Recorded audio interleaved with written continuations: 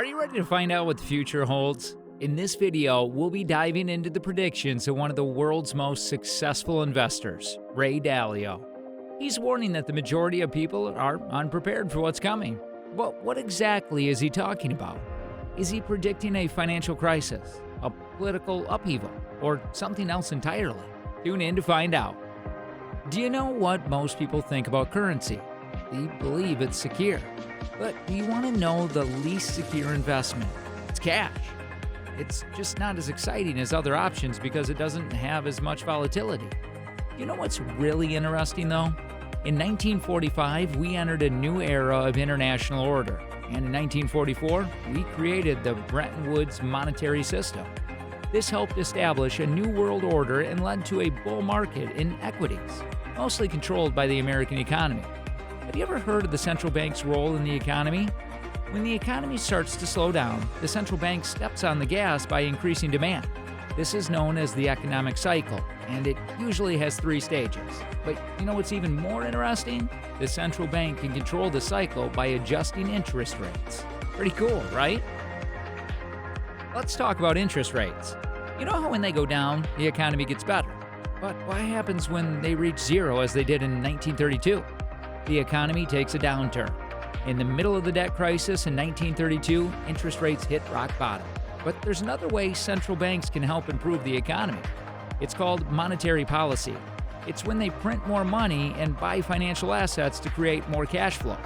This causes bond sellers to take the cash and buy other financial assets, and the cycle continues. There have only been a few times when this has happened, like in 2000, 2008, and 2009. But there's a third type of monetary policy, which I like to call Monitor Policy 3. It's when the central bank prevents the money from reaching the population and instead directs it to specific places. It's like a coordination between monetary and fiscal policies to make sure the central bank is buying a variety of assets that create liquidity and can also help monetize government debt. This is what's driving the market and the economy right now. For example, the government and Federal Reserve are currently pumping money into the markets to create more liquidity. Do you know what affects how much money is worth? It's the cost of money. And you know what's really interesting?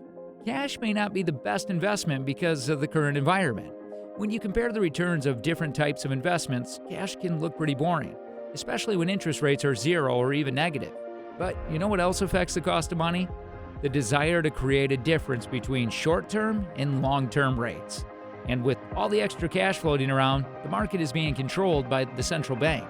Right now, the market is all about storing wealth. And you can see this in the past cycles. And this has a big impact on politics and how wealth is distributed. As we go into a world with more political and wealth disparities, it's important to understand how this affects things like taxation and other policies. It's not like in the 1930s, where it led to a general degree of inflation, but it does cause currency depreciation over time. All the currencies of the 1930s experienced a decline in value in the early part of the decade. Way back in 1903, something similar to what we see now happened. But don't worry, Franklin Roosevelt came to the rescue and broke the link to gold in 1933, creating money and pumping it into the economy at just the right time. Just like the Federal Reserve and Treasury did on April 9, 1933. Can you guess what happened next? That's right, inflation. And you know what that means, right? It affects stocks and other wealth storage options, but in a good way. But it's not all sunshine and rainbows. When there's a downturn in the economy, like we're seeing now, things can get rough. Businesses may default and restructure, and there can be huge inequalities in wealth and value. But it's all part of the cycle, and history has proven that these measures are necessary. Have you ever wondered how the internal struggle affects things like tax laws? Well, let me tell you, it has a big impact. As these laws adjust, the environment for investing in the future will look a lot different than it has in the past. Think of it like a game of musical chairs, but with investments. As the market's liquidity causes returns to decline, it's becoming harder and harder to find a chair with a decent return. And let's be real, who wants to sit in a chair with a negative return? Not me. So it's important to be strategic and diversify properly to increase your chances of finding a chair with a positive return before the music stops. And when I say diversification, I don't just mean a mix of stocks and bonds or even different countries. To really maximize your potential returns, you need to think outside the box and include some uncommon assets. Well, where to start? Well, first things first, consider your currency exposure. Don't put all your eggs in one basket, so to speak. Next, think about adding a little bit of shine to your portfolio with some gold. And don't forget about inflation index bonds, as they can help protect your investments in the long run. And when it comes to safety, it's always good to have a different perspective.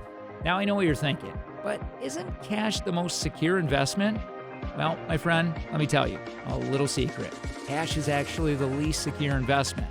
The lack of volatility is just a result of its high production, but its real return is negative. It's like a tax that causes you to lose about 8% of your income annually. Ouch! A well-diversified portfolio is a must, but it's not just about spreading your investments around. It's about thinking about risk differently and diversifying your holdings. I know, it sounds a bit overwhelming with all the factors to consider, like tax laws and geopolitical situations, but trust me, it's worth it. And let's be real, with everything going on in the world right now, the risks we face are enormous. But don't worry, and we'll get through it together. But here's the thing, diversification doesn't mean sacrificing predicted returns. It's all about how you value your assets lists. And if you're feeling a bit adventurous, you can always make tactical bets on top of your well-diversified portfolio to increase your chances of getting that extra alpha. With all the unexpected changes happening in the world, liquidity is more important than ever before. Take a look around at all the successful companies you know. Now let's say you work for one of them in private equity. Scary thought, right? But don't worry, and we got this. The key to success is this crazy world is all about restructuring, being flexible, and diversifying your investments. Not just about stocks and bonds anymore, and it's about being cautious and creating a diverse group of investments. Instead of just asking ourselves, which stock should I invest in? We need to broaden our perspective and consider other asset classifications. Because let's face it, the conventional ways of thinking about investments just don't cut it anymore. It's time to think outside the box and beyond just stocks and bonds. We need to pay attention to how money is valued and how it's printed and how to diversify it effectively. Just like in the years before 1945. These are important factors to consider. But here's the thing, when interest rates, like in bonds, are at a low expected return, their potential to increase or decrease value is limited. So let's put all our eggs in one basket and leverage things heavily. It's time to be smart about diversification and make your money work for you. Let's dive into the past 500 years of economic cycles, starting with the Dutch cycle. Can you guess what we're going to focus on? That's right, the Bank of Amsterdam. Now pay attention because this is important. Every time central banks take a road of printing money and deflating currency, we end up in a depression caused by debt liquidity issues. But here's the thing. Throughout history, even when interest rates were high like they are now, the decision was always to combat inflation. You see, as inflation exists, the character of diversifying assets change. They either benefit from inflation or they die. And here's the kicker. All currencies, including yours and mine, have declined in value or disappeared over time, especially during certain times.